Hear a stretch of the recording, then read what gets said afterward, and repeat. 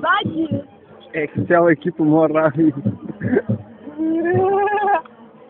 Ciao! Купшиката се крие зад мен. Как ми заплипляте? Да.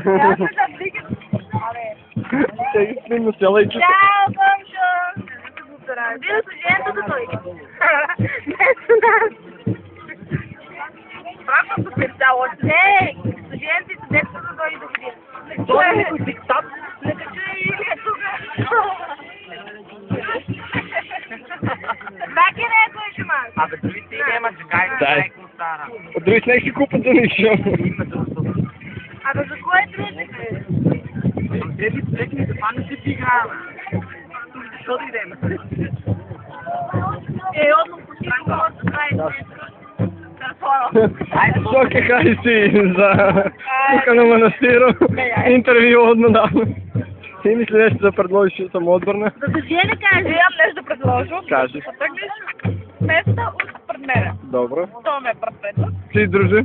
А втор предлог? Чекай малко ми втор предлог. Няма втор. Абе, как ме праши, Кой ще имаме интервю? Ай, хубаво ще интервюти. Интервюто на Бранко, комшията, телевизията. Това искам да кажа, му ти е много Бранкото. Къде ние му предлагаме и какво?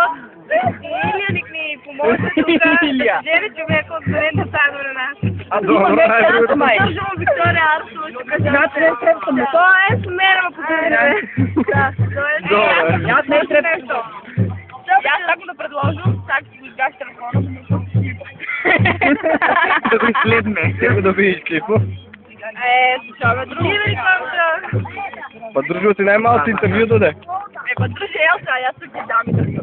Например, ти ще остави. Али сега не ме стати очи. Па дружо може да се снимам сега. Ма разбираш, не може без да... Айде. Друже, кажи, ти ще оставиш, аз ти кажа, ми ти ти кажа. И всеки ми каже. Кажи. А кажи се, кажи, не мога да кажа. Кажи сега, аз ти Кажи, що сега ще за интервюто, как е народа тук? Абе, много да... Абе, айде му на Айде, да много да се видиме.